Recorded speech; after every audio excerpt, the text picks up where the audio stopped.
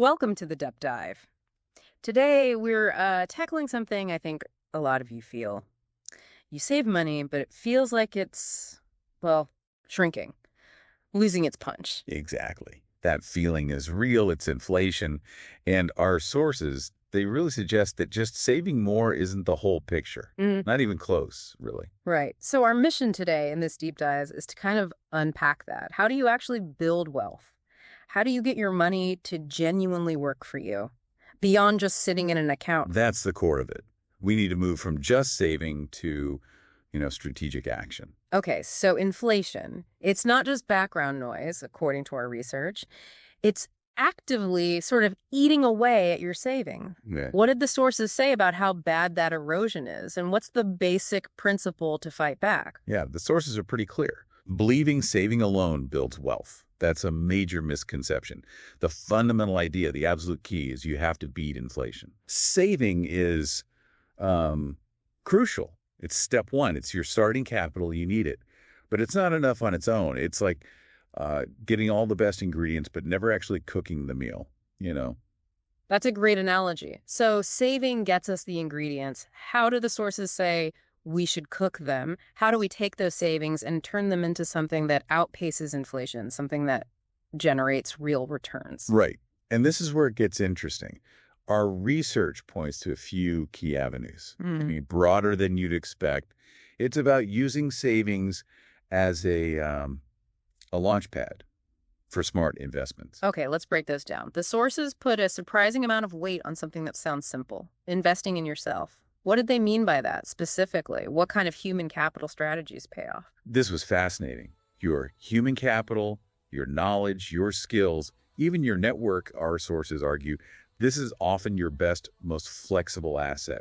We're not just talking small raises. Oh, It's about targeted skill development. Maybe certifications, advanced degrees, things that really open up new income levels, new career paths, things that create exponential growth potential. that makes sense. Using yourself as the primary investment. Okay, then the sources move to something more tangible, real estate. Yeah. What's the angle there beyond just, buying a house? Yeah, buying a house is part of it, Mm. appreciation over time. But the sources, they really highlight the strategic side, Mm. looking for properties that generate income, Right. rentals. Passive income. Exactly. Or finding areas where, say, new infrastructure is planned, something that suggests future growth. It's about leveraging both appreciation and cash flow. That combination can be a powerful shield against inflation. Okay, strategic property investment. Got it.